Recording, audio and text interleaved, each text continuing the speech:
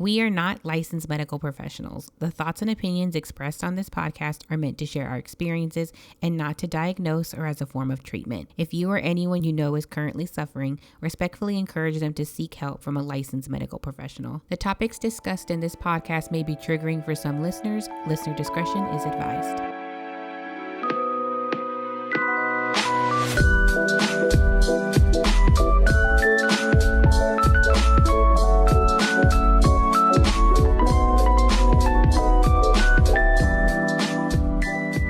Welcome back to Now Try It with Wine. I'm Des. And I'm Mary. This week we have a very special guest, my tia Lupe. Say hi, tia. Hi, tia. And in today's episode, we are talking about redefining womanhood in the Latino culture. So today we're going to discuss the new and old traditional roles of women in the Latino culture. We're going to examine the expectations of women in the household, workplace, and socially. And again, the special guest is Mary's tia Lupe. I specially picked my tia Lupe because I feel like right now she's going through a period where she's trying to redefine who she is. And I think it's important that we talk about the journey as we're going through it and celebrate the little things that have kind of happened along the way. So kind of like an icebreaker to kind of just get us going, I kind of wanted to talk about certain media portrayals of Latina women. So I'm going to name a couple of different ones that are prominent in our mainstream culture and what they say about Latina women and what's true and what's not so true and what we like and what we don't like.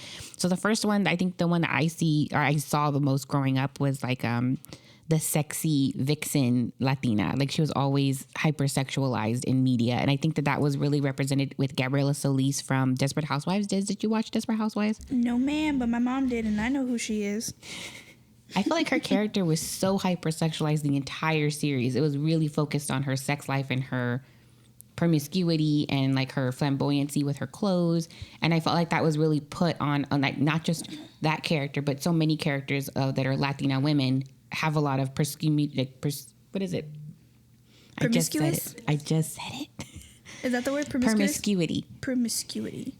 I thought you were talking like Didn't Think So, the song.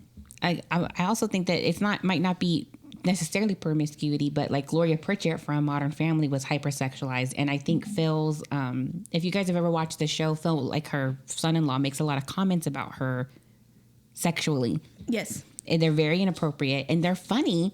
But I feel like it was never really a controversial point because she was a Latina woman. Yeah. And she was being hypersexualized. It was like if it were my family and I heard someone making comments like that about someone else, it would be very uncomfortable and disrespectful. And as his wife, I would not put up with that at all. But she kind of laughed it off the entire time. His wife, right? Mm-hmm. Or she kind of like, no, we don't do that. Yep. I was like, girl, I would have been a little more angry. Yeah, I would have been pissed. There's also Rosa from Brooklyn Nine-Nine. I forgot about her. I feel bad. But Des brought her up. I love that show, Brooklyn Nine. They're basically like a cop precinct. It's a detective but it's a department. comedy. It's a comedy. It's not like Law and Order SVU, which is my other favorite. You'll have to get me. Yeah, Brooklyn Nine-Nine is freaking hilarious. We love it. Everybody who I've showed it to loves it. Amazing. And in that one, Rosa, she is a Latina character in that one, but she's not your typical, like, she dresses nicely, but she's not over-sexualized, and she's not, like, loud and, like, fun-loving and, like, the center of attention kind of thing. But I do think is stereotypical. She's a stereotypical toxica, which is, like, very, like, hard-headed and distant. Mm-hmm. Which I think is also something they put a lot of on us in media, is just to be kind of, how do you say it? Like, we're not healthy people, like kind of thing. Like our culture doesn't have healthy practices. And I think that's sometimes highlighted in media portrayals of like characters that it come from. Like right. Jane the Virgin, how like unhealthy that purity culture that kind of followed through that whole show. And like their views and on sex were just like such a prominent part of the show. I feel like sometimes they highlight our unhealthy aspects more. Yeah, no, I agree with that. I don't see that. I don't really see that in any other like cultures, like movies or TV shows that we watch now. Or like if you're Hispanic, you get a red sweater. Have you not noticed that? Hispanic cartoon characters have red sweaters. Odd. I've never worn a red sweater, by the way. Another one that I really liked and it was like such a big deal was Ugly Betty when she came out with Betty Suarez or with the American version with America Ferrera. That was such a huge, to me, it was such a big deal because I felt like she wasn't your typical beautiful Latina, like conquering the world. Like she struggled. I think a lot of her character, because when I rewatch it now as an adult, there was a lot of, she wasn't always a good person throughout the whole series. And I thought that was really interesting. I'm going to take your word for it. I didn't watch Ugly Betty. I thought when the first time I watched it that she was really like this superhero woman, like changing stereotypes and tackling things. But she does a lot of toxic shit throughout the entire series that didn't really become apparent to me the first time I watched it. I watched the Spanish version, but it was like in and out of that one. My mom, she always watched the novelas. Mm-hmm. So when that one would come on, she was like, ven pa acá, vamos a mirar la fea, y que esto otro. I'm like, I don't even, it just seems so cheesy. Yeah. But they made her, in this one, they made her so innocent. Mm-hmm. But I don't know how the English version or... How to compare the two. Mm-hmm. I mean, they were just about the same, but it just kind of like always had that priest. Every novella had a priest. Some reason. Oh, and a flight of stairs. You never know. And then they're blind. You fall down. Man, I can slip. And then all of a sudden I have like a brain tumor. And you're in a coma for 3 years. Or your twin sister stabbed you. And the priest is my dad because my mom had an affair before he went, you know? Yeah. It's crazy. But I still get hooked. And I'm like, oh my God, really? Like, oh my God. It's so stupid, right? And they don't make sense. People who died that you saw were buried magically come back. Yeah. The last one that was more recent in media that I think was such a powerful movie was Encanto. And they talked about Alma Madrigal and about how she had this idea of her family and she held everybody to it. And if you didn't, the mistreatment and ignoring that child because they didn't fit into that mold. I think that was such a powerful movie for younger people growing up because that is such a big thing in our culture. Like even the kids too, like her sisters, how Luisa was, what is it? She had to carry all of the family burden. Mm-hmm. And what's the older sister's name? The one with the flowers? Isabella. The older sister, Isabella, she had to be like the perfect child because she was the oldest and she had to do what was best for the family, even though it was something that she didn't want. Yeah, and marry someone that she didn't really love because it would bring honor to their family. Mm-hmm. I just think that like it speaks a lot to me just because they do, as a culture, we do tend to isolate people who are like black sheep that don't fit into what the rest of the family wants to see.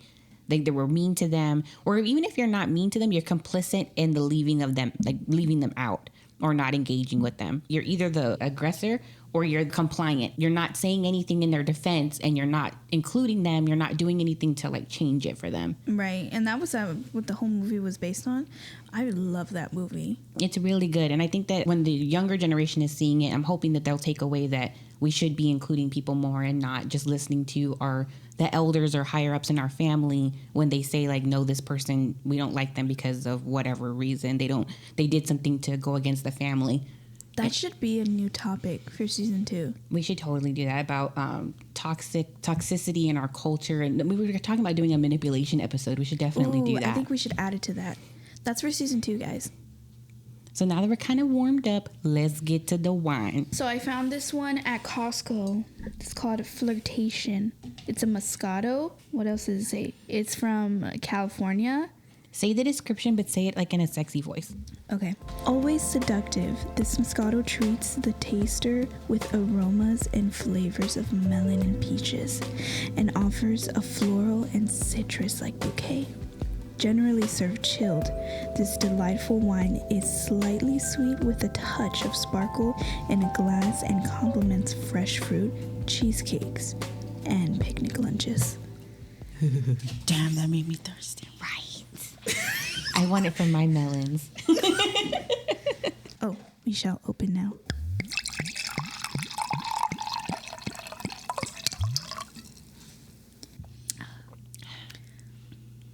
That's straight ass. Yeah.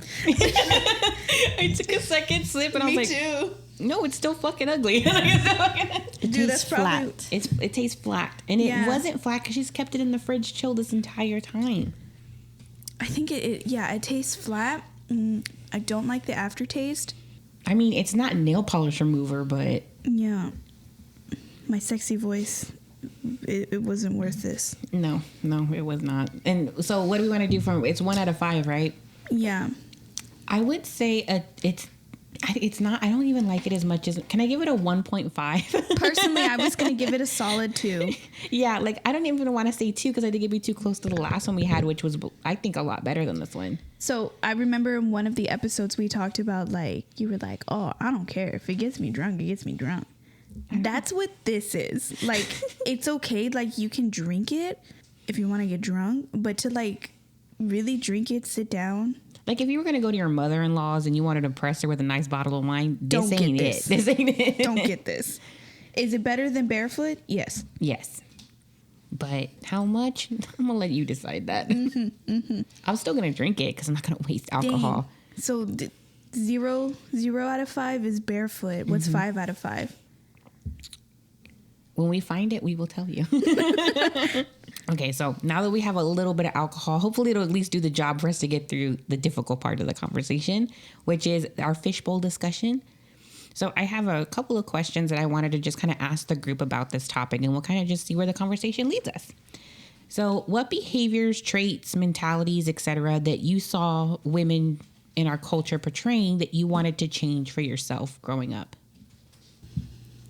To be a little bit more open, like personal stuff that now that it's open in this generation, the generation that I grew up in was all a hush hush. And I hated that. And so I always said that if I ever had kids, I want it to be that open with them. I want them to feel that they can come and tell me whatever it is without being judged. So it's kind of like starting your period for the first time. And I lived in a very different generation where you start your period, you're not supposed to talk about it. And that just gives like, oh, you know what, you're going to be a sucia, or you're already a young lady, so that's it. You don't talk about it. Yeah. And I know that you know about the whole birth control thing. Yeah. And your mom is the one that talked to me, because my mom never talked to me about stuff like birth control. She told me you don't even need it as far as like sex. It's always just to regulate your periods. I honestly did not know the whole birth control thing.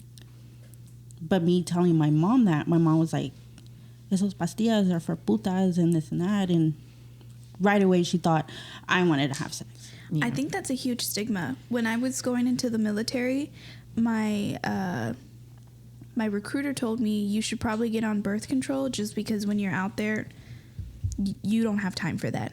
Mm-hmm. Which is true. Like, I didn't have time. And I remember telling my parents, like, I'm just going to get on it because I think it's a smart move. And my dad was so mad. Like, he was like, why would they think that it's okay for you to be on that? I don't think you need to be on it. Why would they be thinking of it that way? And I was like, Dad, birth control is not just that. It can also help regulate your period. It can help your menstrual cycle.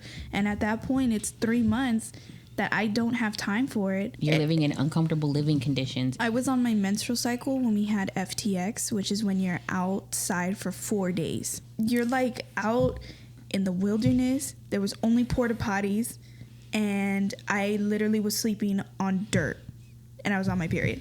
Oh.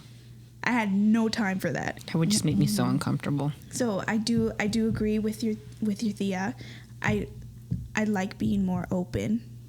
Because I can't talk to my parents about this stuff now, but before I was not comfortable doing so. Yeah, I couldn't talk to my mom about anything. I mean, she was just old school. Yeah. Because my grandparents, they're like in that era, like 1920s. So their values were very different. And then my mom is like, it was just put in there. And that's what she thought. Like, my grandma thought a certain thing. My mom thought that certain thing. And then she wanted me to be the same way. And I couldn't. There was a lot of things that I wasn't sure about and embarrassed about. Like, I didn't know what a sperm was until like I was like high school. I didn't know a whole lot of things. And that's when I told myself, if I ever have kids, I want to be able to be open. And now my girls know that they can come and tell me whatever it is. I'm not going to judge them. We're going to figure it out together.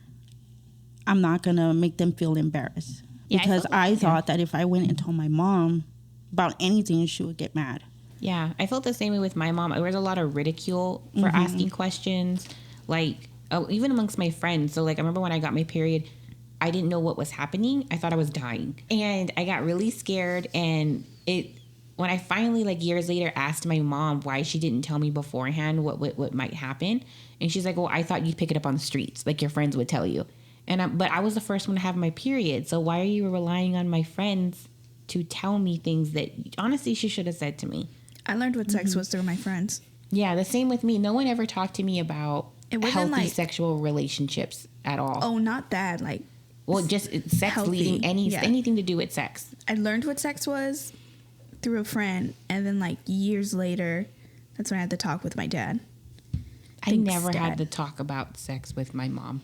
Mm-mm. Even to this day, like never.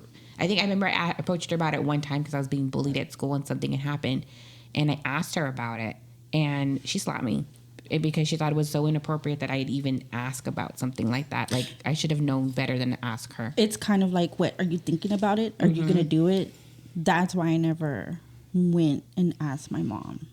Up until, like, I'm in my 20s. That's when that lady is asking me, like, how does it feel to have an orgasm? I'm like, I don't know. I'm not going to tell you. It's embarrassing. Because you hadn't built that relationship to begin with. So conversations like that just wouldn't go right because it's just uncomfortable. You don't have that kind of relationship. Yeah, there was just certain things I couldn't talk to her about. Maybe, I don't know, maybe like 25, 26 when I was like that age. I became a little bit comfortable to talk to her. And then she became comfortable to talk to me. Then she started seeing like, wow, if anybody talked about anything personal, she always said that now it's becoming a thing where it's being open. Yeah. Because she would always say this was like stuff that was private. Mm-hmm. You don't talk about that. Anything. Doesn't even matter what it is. You just keep quiet. And I think it's so detrimental to women because most of the time in this kind of like environment where you're being told to keep quiet, women are the ones who are affected the most because we don't have a voice to begin with. Men can have voices and say discomforts and things like that can be taken seriously, but women can't. And at least in our culture, I don't believe so. Well, it's like with my dad when he left my mom. I mean, right away, fingers were pointed and saying, what did you do that was so wrong? You did not do anything right for your husband. You didn't do this and that. And again, this is like back in the 70s. Yeah. That whole era was just different from things now. Us women will leave because we get tired of the bullshit. My dad, just like your dad, being that he's my brother, I'm very embarrassed of what he did. It's like a father and son kind of thing. But those fingers were always being pointed at my mom. You didn't do anything right. You did this and you did that. You didn't cook for him. So what she did was like bought a bus ticket and took off to Michigan. Stayed 4 years and not have to hear anybody's bullshit. And then they lost out on all that time with your mom and you guys because they didn't respect her as a person or understand that there was things out of her control. Because the same thing happened with my mom. Right. There was a lot of finger pointing. There was a lot of like she should have left sooner. There was a lot of accusatoriness with her. There's not a lot of understanding. And I felt like there was also from some family members a sense of superiority for being able to keep their marriage when she wasn't able to. Right. It honestly disgusted me growing up. I saw it, but as a kid, you're not encouraged to say anything and no one talks about it. You just see these things, but no one talks about, it's not okay for them to talk about your mom this way. It's not okay. It's like, no one ever said that. It was more like you kind of figured it out on your own that it wasn't right. And I think what you were saying leads into my other like kind of note that I put here was that perception matters for women. We are told that the way people see us is important and it needs to be managed by us. So, but it goes beyond just us. So like if our husband acts out, and we don't put him in line, we're viewed poorly for it and not for not keeping him under our control. Even though he's a grown-ass man with his own thoughts and opinions and behaviors, if he does something wrong, he's not viewed any differently about it. We are. That's what I was going to say. Like, I feel like if a boy was able to act out or if a man's able to act out, they're like, oh, he's just probably tired. So, he's just like busy all the time because he's the homemaker. But if it were us, they're like, what's going on with her? Like, why is she doing that? Don't you think like you should do that behind closed doors? You and I were talking earlier about how when I first came into the family, I was viewed very poorly by a lot of people because they felt like I was taking Robert away from the family. It was never his fault for not continuing those relationships and keeping up with it. It was immediately my fault that he wasn't able to do that. They always point fingers without even acknowledging what and why.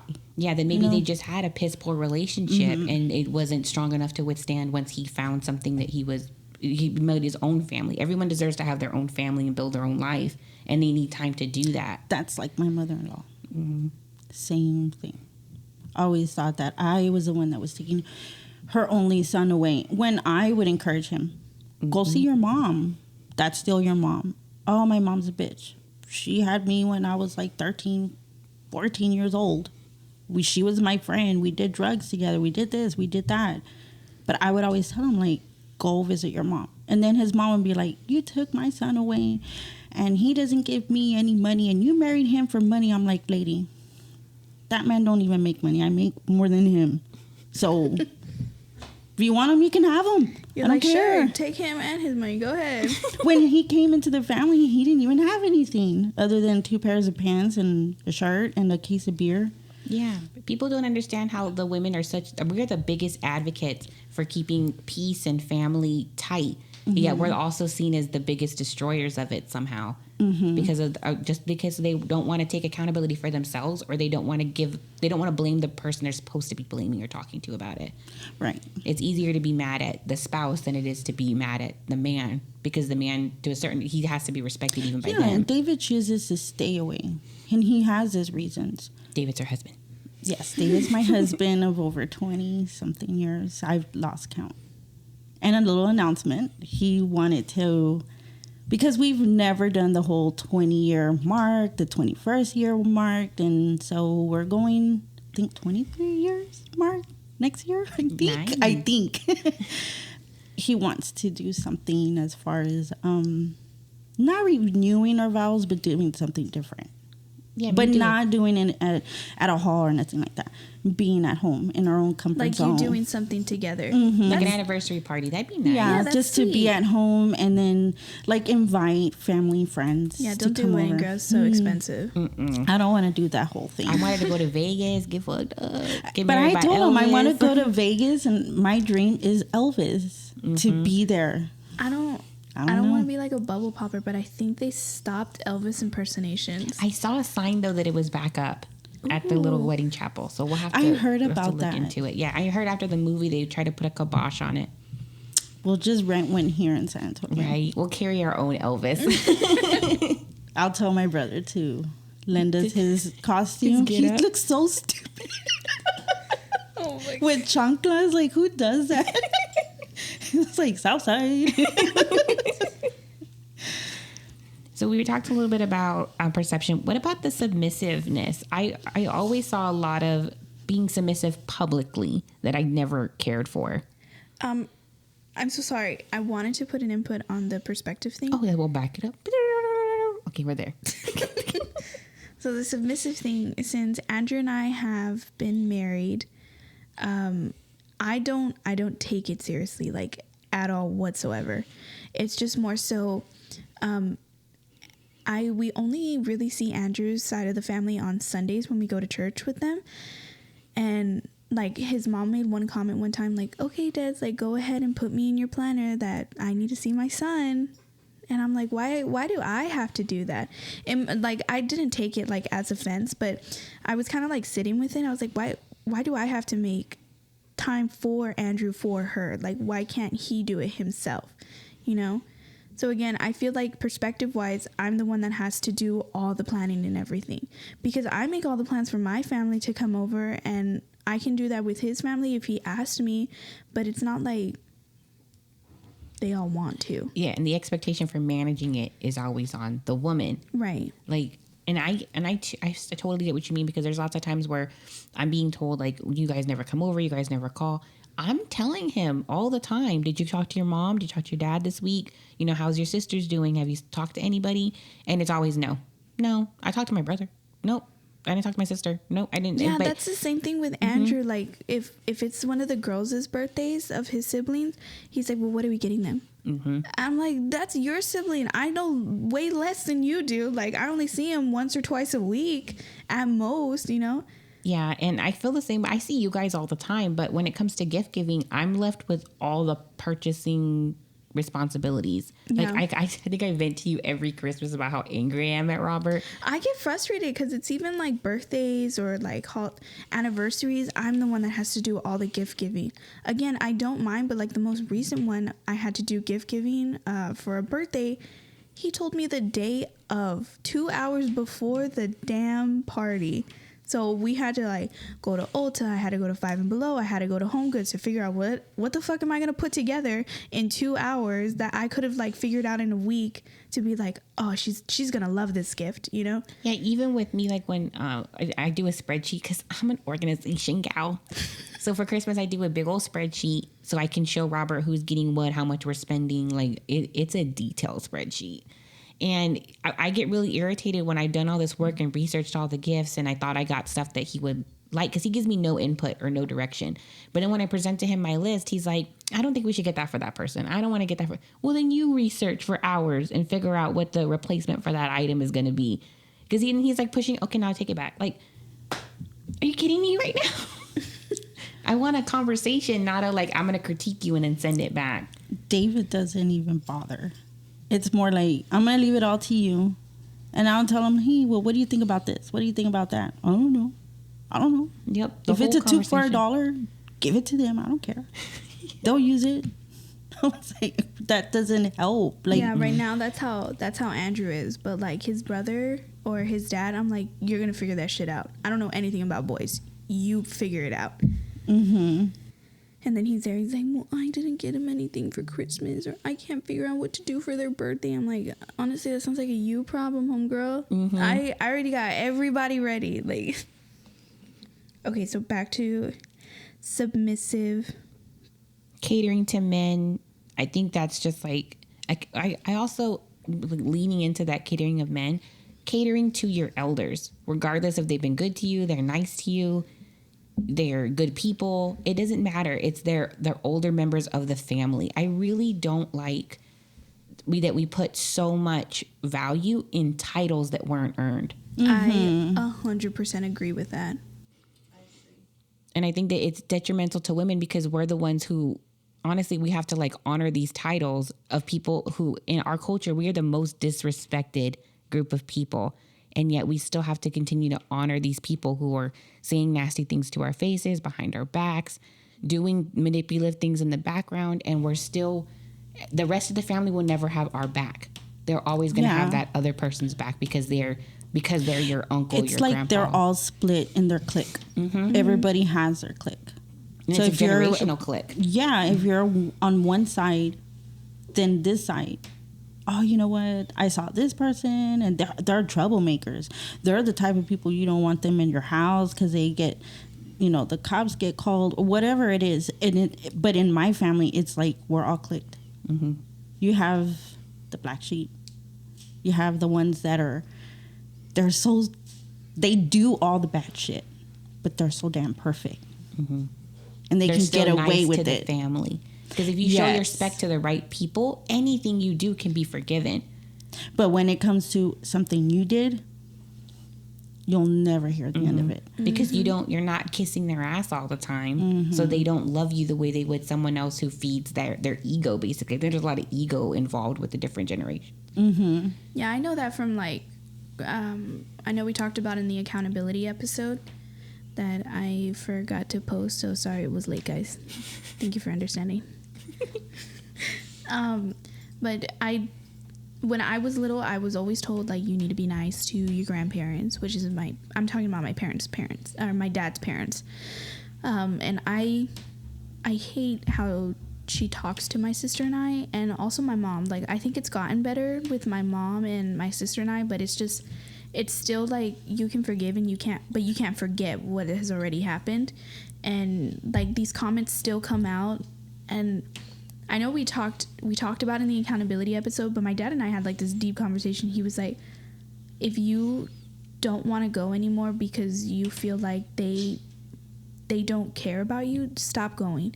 And that's when I was like, why am I still caring about these people? Is it because they have these titles like that I feel like I have to bring, like I have to be happy with them? Does that make sense? Mm-hmm.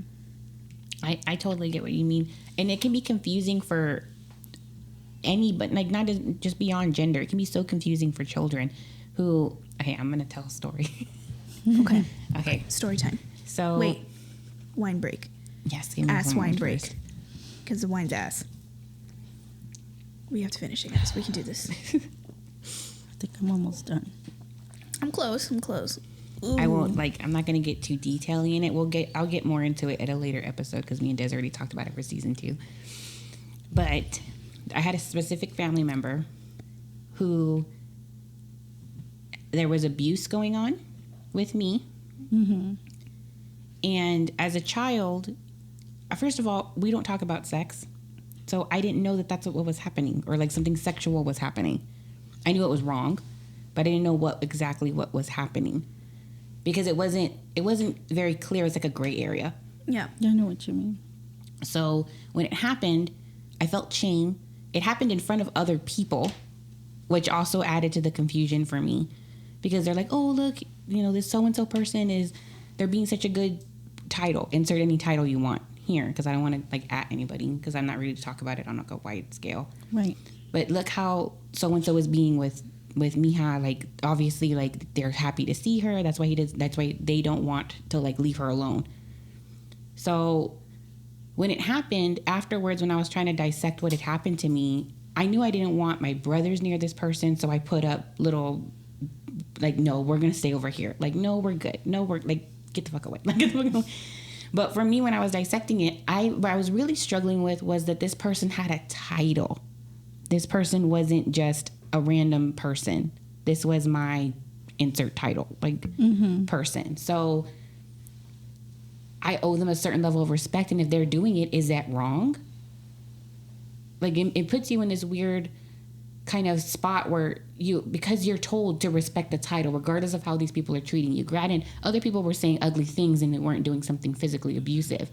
But because this person was doing something physically abusive, I'm so little, you can't distinguish between, if it's wrong, it's wrong. If it's right, it's right. There's no gray area. It's kind of just dropped, and then there's no nuance. You felt like it was bad, but how are you supposed to know, again, when nobody talks about it? Yeah, and then you have someone who has a title doing it to you, and you're supposed to respect them and do what they tell you to do, and they tell you not to say anything, you're not going to say anything, right? Mm-hmm. So if all that's happening with the younger generation, when we have, of course, kids aren't going to tell us that something wrong happened because if their mom, not saying my mom ever did anything like that, but if she was doing something, or any, my mom or my dad did something wrong, I wouldn't tell everybody about it. Mm-hmm. So then if someone else has that same kind of authority to you because of a title, not because they earned it or they deserved it, or even they didn't even really know this person that well, but they kept giving them this title without even vetting this person and then presenting them to their children as this is such and such person. When I think of people who are like my cousins, uncles, I can trust these people. So I translated the trust I had built with other people to this person who I barely knew, they barely knew, and I gave them implicit trust, and it was violated, and I didn't know how to comprehend what was happening because of that, or even if it was really wrong, right? Because of that. And I feel like a lot of us, in our culture, because of this implicit, you have to value these people regardless if they're good people or not, we're just setting up our children to fall in these same traps going forward. And I think that's and because we're so secretive, we open the door for so many kind of abuses to be happening. Yeah. That's why I tell my kids, if anybody hurts them in any way, don't think that it's your fault. They're going to tell you the lies. Mm-hmm. I know those lies. They're going to tell you, I'm going to hurt you. I'm going to kill your mom or whatever it is. Them and they're going to be mad at you. And they're going to do the whole switcheroo. Me, now that I'm older, now I know it was a lie, because it just made them feel that they can have that power over me, that they can do this over and over and over. And that's why I tell my girls, anybody does anything, I want you to be able to come to me, because I couldn't even go and tell my mom. Like, I was raped at 4 years old. These are things I don't talk about, like, to friends, or it's very minimum of who I let in my life on things. But with that, I couldn't tell my mom, because the reason why, I'm gonna cry. It's totally okay. We cry a lot on this podcast. Because my grandma knew. She did nothing. So it makes you think that nothing bad really happened, because because we are looking for other people to tell us that what we're feeling. She told me right. I was a cochina. But now that I'm older, I didn't ask for that. It was a 4. Right. I couldn't tell my mom because I thought she was going to tell me the same thing. Because that's grandma said it. Yeah. Because she said it. I thought she was my mom's going to think of it. So I carried that. And I still carry it. And that's why I tell my kids. Even Mary, when she was small, didn't I ever always tell you, if somebody does something, you tell your mom, you tell your dad, you tell me, shoot, we handle it. We'll get ghetto. We'll go and do some stuff, because I did not want the girls in our family to go through what I went through. And with my mom, with her ex-husband, it was by far the worst. It was years of abuse that no one knew. And I'm sure they remember that one day we were talking about my Grandma mom. Stone at your dad's, and they made the whole joke about Black Eyed Peas. So the whole story on that was my mom's ex-husband had been molesting me for years. And because our house had burned down years ago, so we didn't have doors. So we had curtains to cover the doorways. And I would see him peek. And so it was to the point where I would go and change in my closet or find another way. But I ended up telling my mom just that. I just never told her the extent of it. The extent of the abuse. And I remember, because I didn't want to follow through on a certain thing, he hit me and I had like a black eye. I really hate my brothers for it, that till this day they make a joke, even though that they knew after years that I've told them, because it was so sentimental. I was like, do you know why I always cry when you say that? It's not the fact that you put me in the corner with a sign and taking pictures of me putting Black Eyed Peas. It was the fact that I got hit because I didn't follow through of the abuse, because I was able to fight back. Yeah. They will never get it. At times I feel alone that I don't have that support, because I still deal with it every day. And it went on for years. I think the only reason it stopped is because my mother finally had said something. I had told Deborah. I had told Mary's mom. Deborah's always been nice. I mean, I know that there's been some bittersweet moments between me and Deborah, but I always consider Deborah as my big sister, and I still do. And I love Deborah very much, because she's always been that person that I can come to. And I just felt like she had the answers to everything. Yeah, me too. And she'll crack her little jokes and stuff, but I always felt safe. She doesn't always say what you want, but she'll say what you need to hear. Yeah. Right. Mm-hmm. And she always made me in a way to feel safe. She knew the things that had happened, and I think that kind of helped me to tell my mom some of the things, but not all of it. I don't think anyone who's been through that kind of abuse, at least in my experience, has ever told anyone the whole truth. Mm-hmm. Because there's just so much layered into it because you don't even know the whole truth. Because you know what I mean? Like, because I think at least for me anyways, you black out during certain parts of it. Right. So you don't even know what the full extent is. Mm-hmm. And so when you're telling somebody, part of it feels like a lie. Or for me anyways, when I would communicate, because like I didn't even want to accept that it happened to me and now I have to communicate that to somebody else. And I don't think that as a culture, we do a very good job of making an environment where, you know, victims don't lie, but you don't be mad if they don't know all the answers. Yeah, like, I agree with that. I heavily agree with that. And see, me at that age, like early 90s, late 80s, it's like if I were to tell my family viewed my mom differently because my mom was that single parent because my dad left my mom. So we were bastards, we were spics. And this is coming from my mom's brothers, sisters, that I hated with a passion because of the way that we were being treated. And then the only person that was my grandpa that really didn't. Everybody did it behind his back. And I'm not afraid to talk about it now, like before I used to, because I was always like, if I say something, they're going to hate me and they're going to say, oh, but you were like this. No, today's the day where I say, fuck that. Because this is my fucking truth.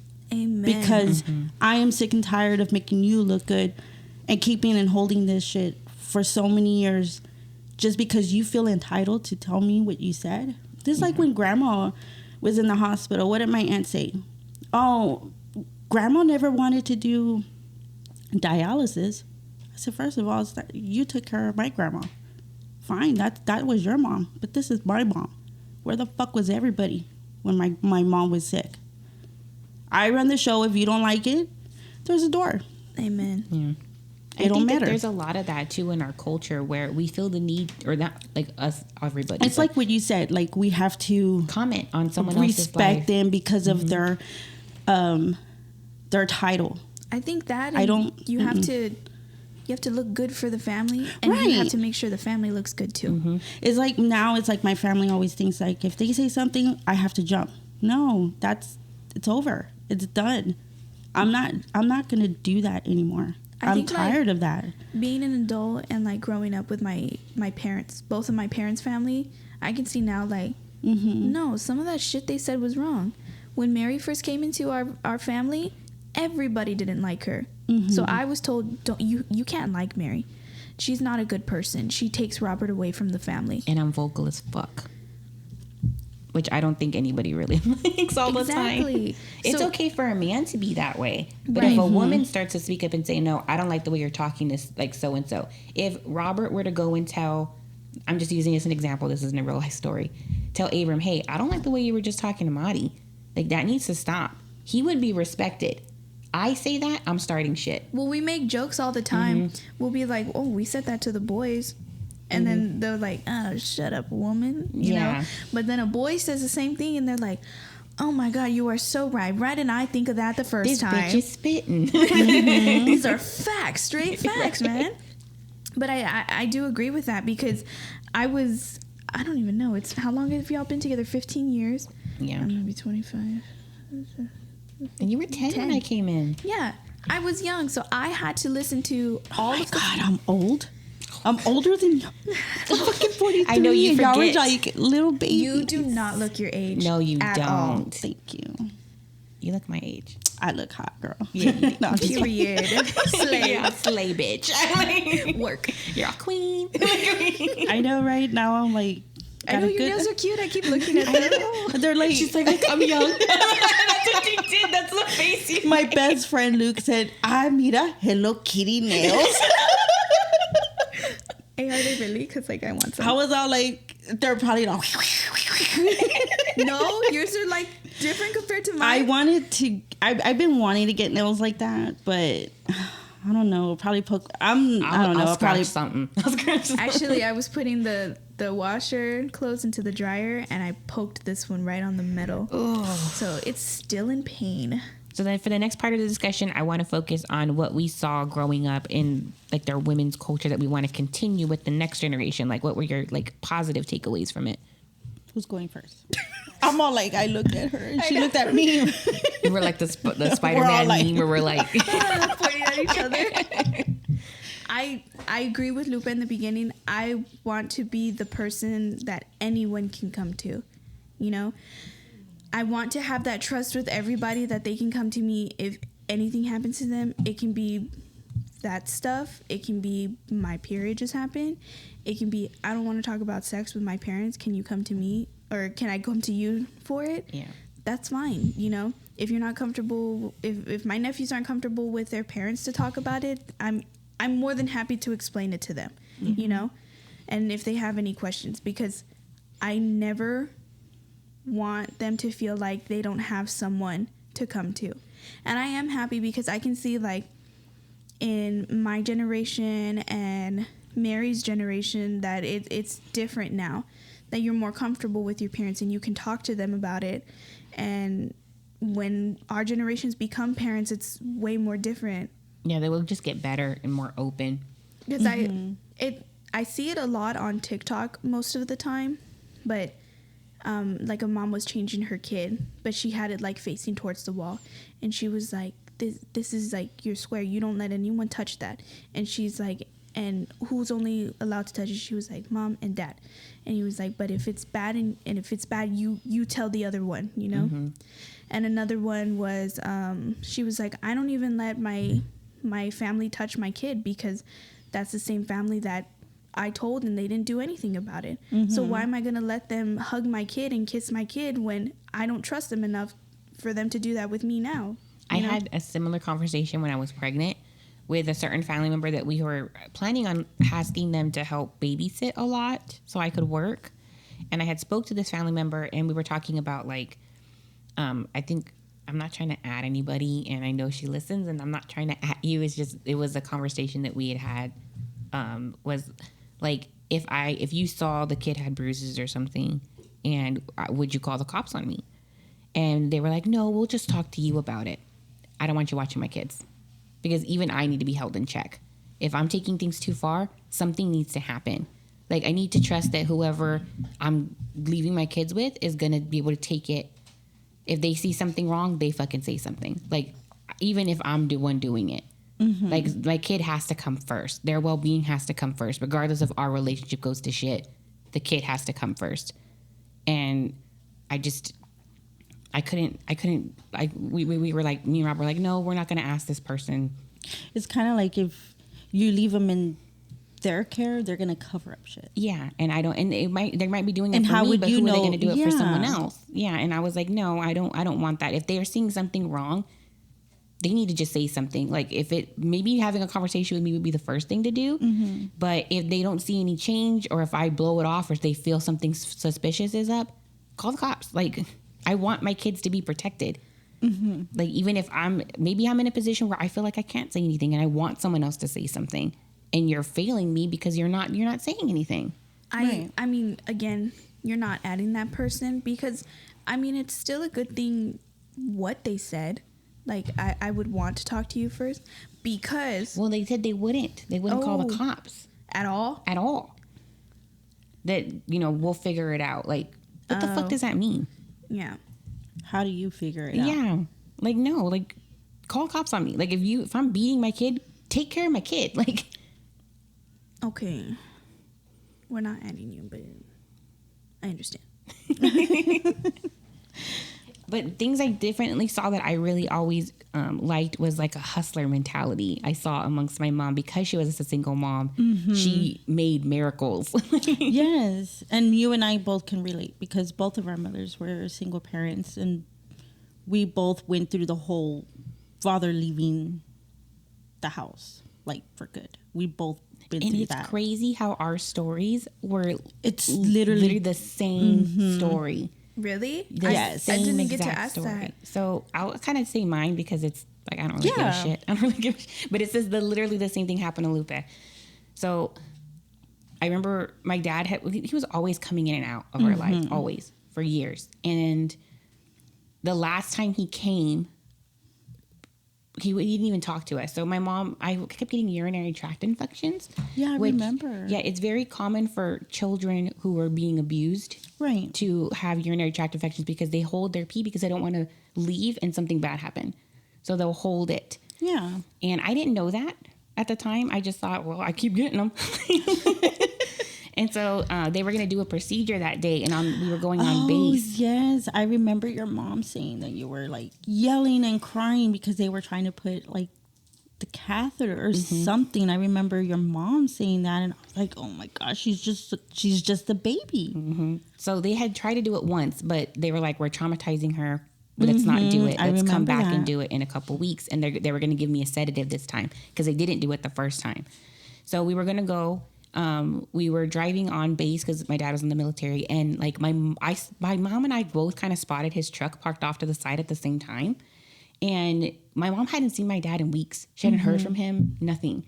So she U-turned the fucking car around like a crazy, pulled in the parking lot, and there's a U-Haul truck attached to his truck. So of course she opens it, and all of our shit's in there, like our living room furniture, our dining room furniture. There's this big chest of drawers that they had brought back from Germany that was in there. Our dining room table, all of our furniture was in there. Did y'all live on base or off? No, my dad and mom had a house on base. So my mom was like, what the fuck's happening? So she goes and she finds his superior officer. And he's like, I don't know what's happening. I'm so sorry. Let's figure this out. So I don't know what he did, but my dad was getting dragged in like by his arms. They were dragging him in the room within, like, I don't know, like 10, 15 minutes. And my mom confronted him, and she was like, what are you doing? What's going on? And he was like, isn't it obvious I fucking left you? Like, that's what he was telling her. Like, he never told her anything.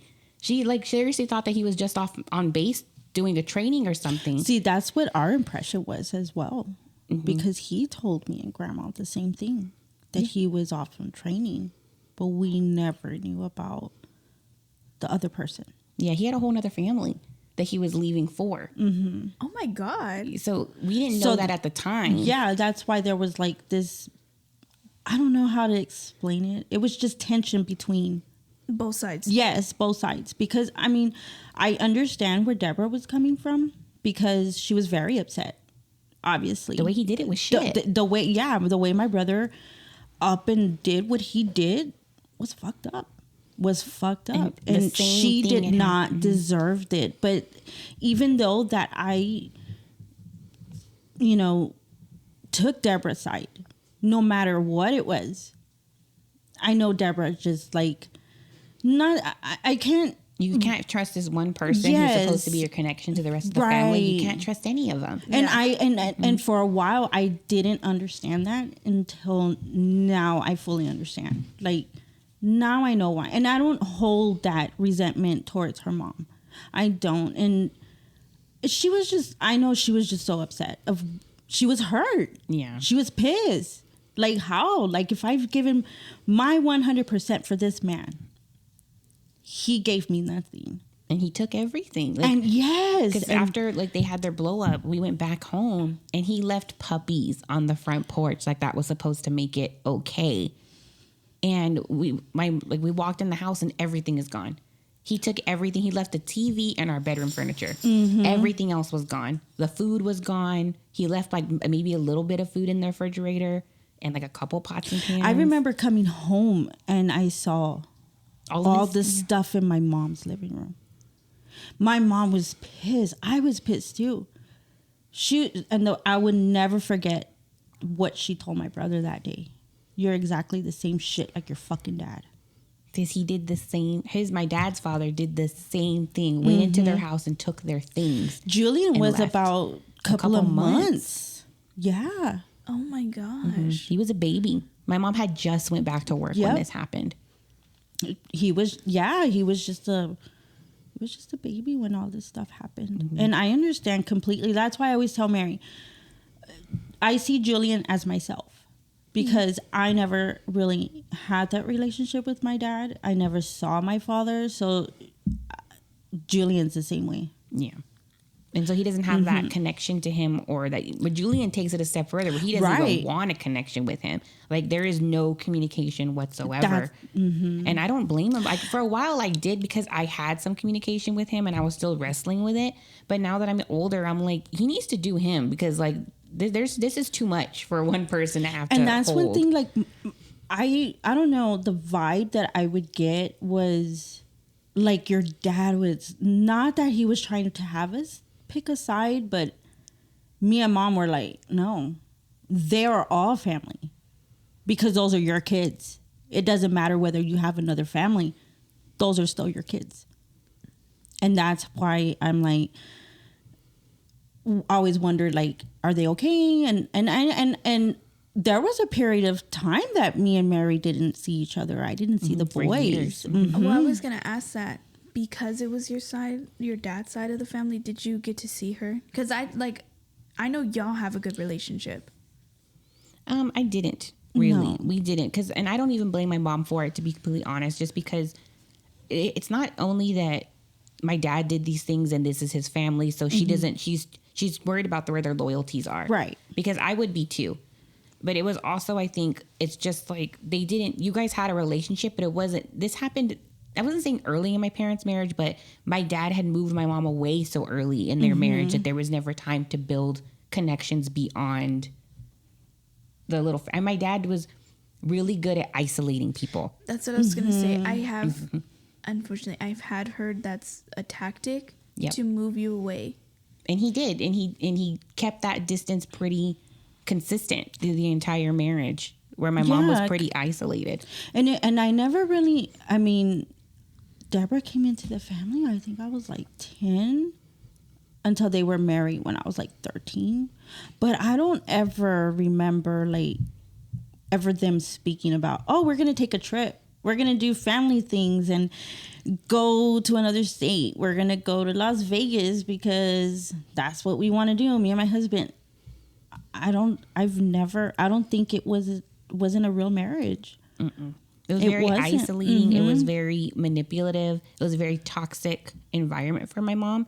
And it's really hard for you to see that it's just this one person because, and I'm going to be honest, I'm not trying to like say anything nasty, but like they came from somewhere. So you're worried like their family caused this. You don't know what caused it.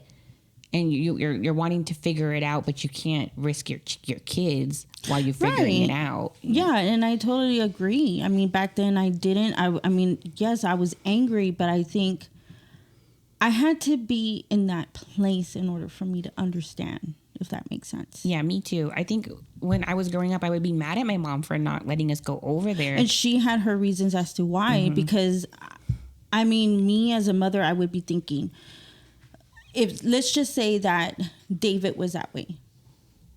So if I were to take my kids to my mother-in-law's house, I would be like Deborah.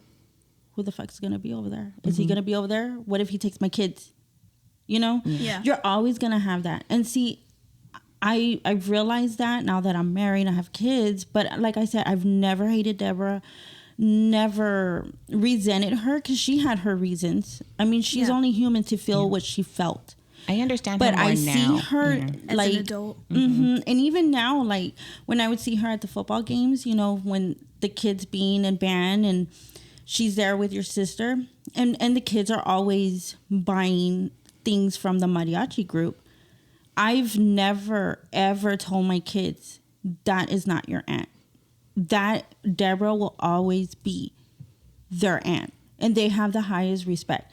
And even though that there were just different things like tension, she never treated my kids differently, and I have the highest respect for that lady. She's a classy bitch. She's very classy. But I remember we had this conversation, me and her. This was like in September, and I don't know, she had told me, I've never hated you. And I told her, I've never hated you. I've always loved you. Like, you're always going to be my sister. Before anything, you'll always be my sister. Because I always felt safe that I can tell you anything. And you always make me feel like you had all the answers and you were going to take care of me. Yeah. And I just didn't know how to approach her, to let her know how I feel. Because if I said that, I was thinking my brother's new wife was going to think something differently from me. Or feel betrayed in some way. Yeah, like, I'm with your brother now, so why do you feel this certain way? Because I don't want to offend my brother's new wives. But they need to understand, too, there are certain things that... Us as women will understand each other better. And I think we have to support each other. Right. And we might not understand. Like, I totally agree with you. I didn't understand why my mom kept it so, like, keep your dad over there, stay away from him. Right. I was aware of the abuse, obviously, because it was happening to me. And I saw it, and, you know, remember that one time firsthand, like, you know, I think I have remembered that I even told your mom, like, does he does this to you? Like, you tell me shit, I'll put him on the spot. I don't care. Because I'm not afraid of my brother. But I so know secretive. the attitude. Yeah. Yes. But she never like, oh, this happened. She was very private of what went on in the household. I think, so I wanted to say, like how Lupe said, I didn't want the new wife to think this way. Like I was picking sides. That's one way of how you were being publicly submissive to the situation. You know, making sure the family's okay. And the second thing, I feel like your mom was doing the same thing, not telling his family in particular. She didn't tell anybody what was going on. Because she wanted to protect her family and fix it in private. And a lot of times she was protecting my brother. Yeah, a lot of it was protecting. And I mean, oh my gosh, like, I understand. Sometimes I think, like, why, girl? Why? I mean, I told you he was an ass, but I understand now. As a woman now, with my own family, my own husband, my own things, it's like part of me, like, you want to keep a part of your marriage to yourself because you don't want other people putting their influence into it. Yeah, that's how I am with mine and David's marriage. Yeah, you don't want to tell everybody everything because then they're going to say something. That was my mistake from the beginning. That when we were having problems, that was my mistake. Because I always felt that I needed to tell somebody so that way they know. But then later on, it's like, pues tu pendeja, you're still with him. Why do you complain? And that's your why. Shame. And I'm like, I came to you just because I wanted to vent out. I'm not asking for your opinion or you to fix anything. I just want someone to hear me. I think we talked about that one time on the podcast. Like, I just want to vent to you. I don't want fixing right now. I need to talk about this. You know? I mean, if we're like, and we were talking about, like, in the previous episode, we talked about I go to women for advice and men to vent. Even, like, I've made the mistake where I've gone to women for advice who are like, immediately, just leave him, just be done with it, just be over it. If it would have been me, I would have been gone. Okay, yeah. And I don't want to hear that. You're the same person with the dumbass. Like, that's what I'm saying. Like, and it's always those type of women. And believe me, I deal with one of them, like, at work, and I'm just like, I handle my things differently. That's who I am. You cannot change me. Don't preach to me about any of your beliefs. If you believe in if there is a God, if there's not a God, please don't. I'm just one of those. Just respect me on that if I don't come after you with things like that. I'm my own person. I'm just trying to be different from the generation that I grew up in. Right. I want to make it easier and comfortable for my kids so that they can just be like, I can tell my mom anything. I'm just hoping you can use good judgment. And just how you know that I do listen to your podcast. And there's times, I mean, I have been battling different things lately. I know that I've been diagnosed with depression, and then I just found out I have ADHD, so that's just like, what the hell? I don't even care. But I'm getting all this medication, but I don't know. There are certain things that I've listened in the podcast that really helped me, as far as that first one that I heard was boundaries. Oh, yeah. And I spoke to Mary about it, and I was like, oh my God, you know what? That podcast really, really helped me, because I was dealing with stuff at work. Yeah. And it was always one person, because she does it a certain way for so many years. And because things are changing, we're getting new softwares and stuff. And she's stuck at the old ways. And I'm more like, I'm going to do it the way I was taught, but the easy way for me to remember. And we're just at each other's throats. She's always like, blah, blah, blah, blah, blah, you know. And now it's like, you know what? I'm here to work. I don't work for you. Yeah. I'm doing what I was taught, and if you don't like it, then kiss my ass. I don't care. Yeah. You know? Period. Period, girl. Snaps.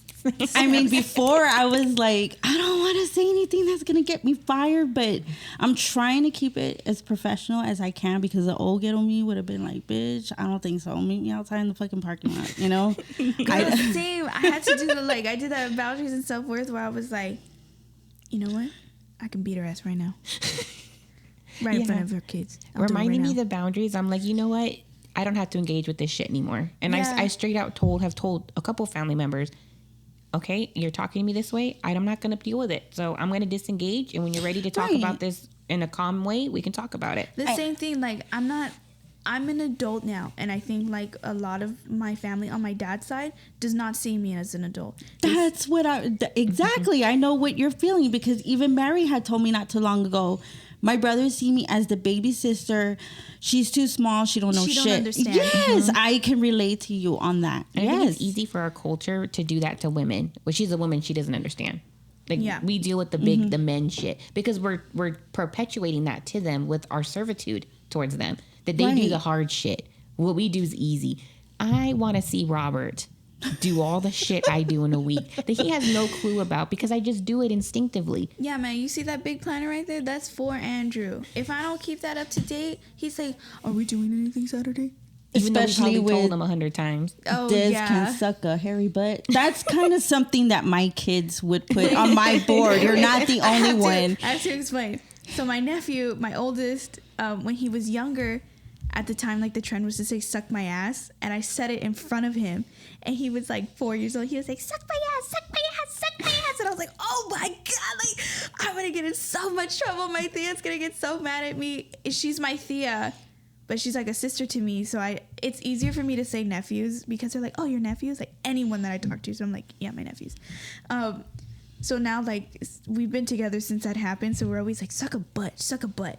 You know, that's what we tell him now. And now that's it's what on the board. Now he drew it on our calendar. Well, Lupa has a little command center at her house too. I've seen it. A little calendar with everyone's stuff written down on it. Yeah. I think we have to be the organizer. We have to be the, and I'm not saying that like we have to, but like we're taught to be the organizer, the enforcer. I got that idea from you, was me going to your house and seeing your board.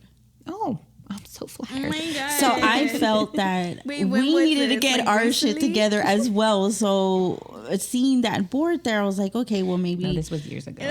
And in my opinion, it's a good compromise, because I love organizing. So I'll do it for Andrew. Don't get me wrong. I love doing it. It's just more so I'm like, I want you to do that.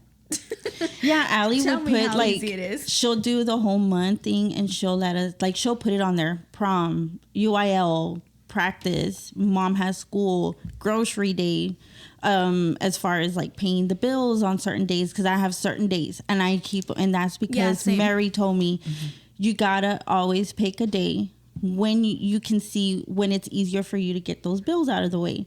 And since I stuck with that plan for 3.5 years, thanks to Mary, I've learned to save money. Yeah, we had like a full blown, like, I want to say that we've never had a traditional Tia niece relationship. No. Ever. Like, I wanted to break that barrier. I never had a relationship with my mom's sisters. Never.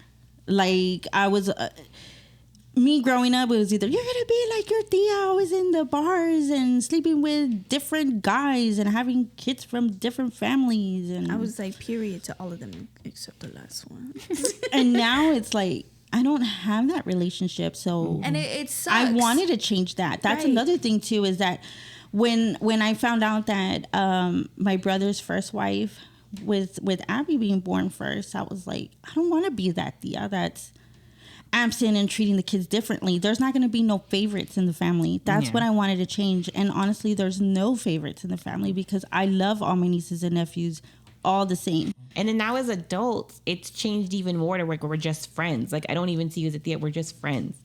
Like, if you need something, you'll call and ask me. If I want to talk about something, I'll call and talk to you about it. Right. And I don't judge them. Like, I always tell them, like, my doors are always open. You need to vent out about some shit.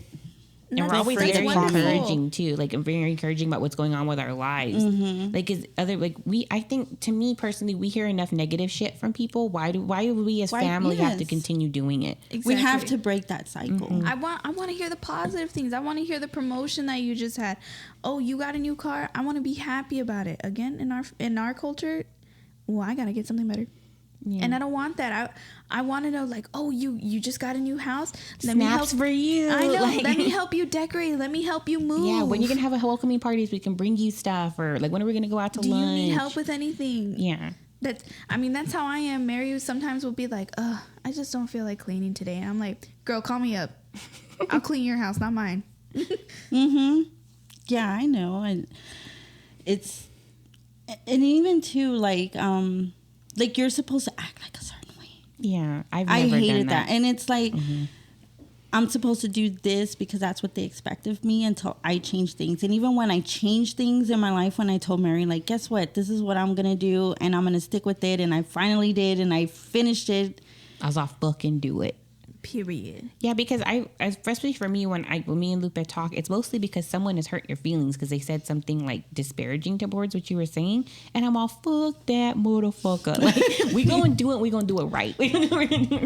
And I think that there's not enough. Like, we as a culture need to change the mentality going forward to push each other up and stop immediately tearing each other down. Yeah, because for a great period of time, I always felt that small.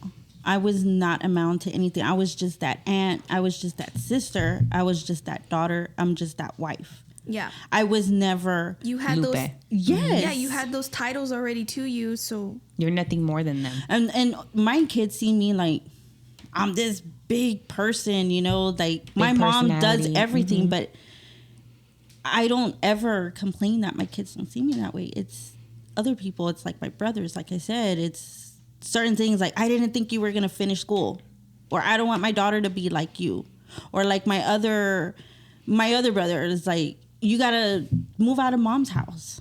You know, you can't be on the umbilical cord on her. You got to get out of there. And I'm glad I didn't. And I had my reasons. And I always felt like I'm the only girl. Something might happen to her.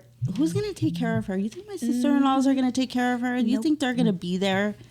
I got to be that one. And it was always a conflict between me and my husband. Like, you know, we need our own space. Your mom needs her space. But I don't think the guys knew the relationship me and my mom had, because we were very close. I was like, it's not that I don't want to leave her.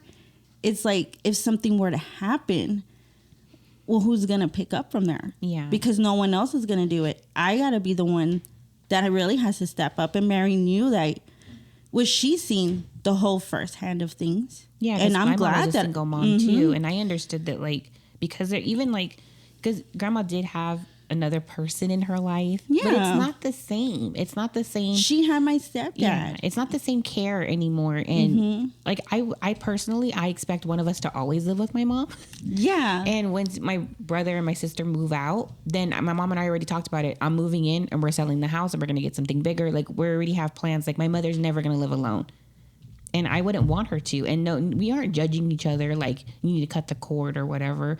You know, I think as women need to have different needs and that have to be met. And I think my brothers didn't understand that relationship was because they're guys. I got two brothers, and it's like me and my mom. It's like me and my mom were the best friends, the sisters, mother and daughter. So my brothers just played the role of, we're siblings, we're two men. And I don't think they even understood that. Yeah. They didn't understand our relationship.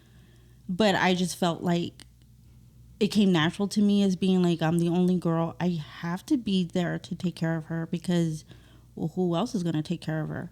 Yeah. You know, I can depend on my aunts. I don't trust anybody. Yeah, we have to be the caretaker. And I do like that role. I don't want to get rid of it. I just want it to be respected. And I don't regret anything because, like, everybody else can go and have their lives and have all these degrees and having all these luxuries, and me, I had to slowly build myself from there, but I don't regret it. Because I always say, if I never lived that life, I wouldn't even know where I would be. It made me stronger as a woman. Now being in my 40s, I know how to fix things if they're ever broken. I know how to take care of a person who's transitioning to a different place. I really had a lot of fun. This was really good. This is actually my first time meeting you. This is actually my first time ever doing a podcast. For the next one, girl, same. I enjoyed it. It was like I said, it was like having sex for the first time. It was like kind of nervous. Off the podcast, The guy gave me a drink. I became relaxed and I just let it loose. Now you know where to put it. So I'm good. I like it. It was fun. So thank you so much for sitting, chatting, and drinking with us on Now Try With Wine. I'm Des. And I'm Mary. And we want to thank a special thanks to our Tia Lupe. Oh, Pues thank you for having me. Now too. Oh, thank you. Oh, you Your made me honorary feel. Tia. I know, right? No, thank you for having me. I enjoyed it. We're glad happy to have you. So we'll see you next week, guys. Bye. Bye. Bye.